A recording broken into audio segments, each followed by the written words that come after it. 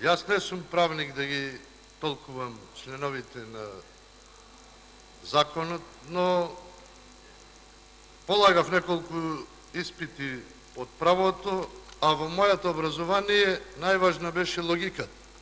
Ако имаме во моментов Агенција за аудио и аудиовизуелни медиумски услуги, која почна со мониторинг на медиумите за нивното известување за време на изборниот процес, и ако имаме Државна изборна комисија која го утврди календарот на активности што треба да се спроведат за да имаме навремени и кредибилни избори, зашто сите ние се залагаме, тогаш зашто дискутираме сега за разрешување или за именување?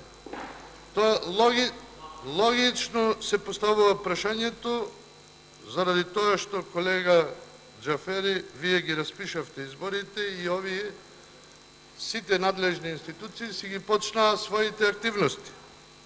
Но тоа ќе го оставам на вас да видите дали е ова вака и дали логично треба вака да се размислува. Второ, имаме предлог за разрешување на владата во која пишува незаконито, ненавремено и недоволно стручно вршење на работата на јавниот обвинител. Прво, во кој случај незаконито постапил?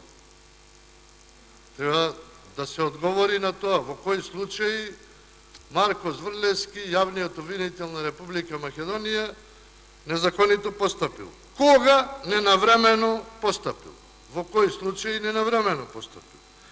И кој е тој што оценил дека е недоволно стручно ги ја вршил својата работа? Што значи доволно, а што значи недоволно стручно? И кој утврдил? Јас не можам да утврдам кој утврдил, сигурно треба стручни лица.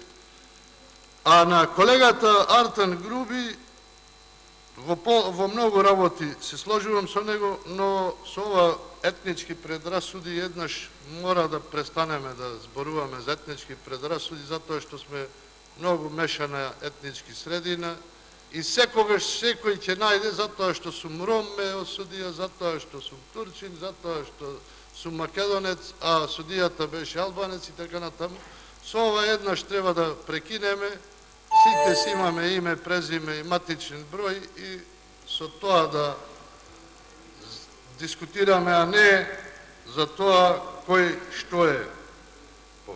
И исто така, од она што го прочитав, јавните обвинители сами одлучуваат за тоа дали ќе поведат или не постапка и така натаму. Значи, јавните обвинители се независни. Благодарам.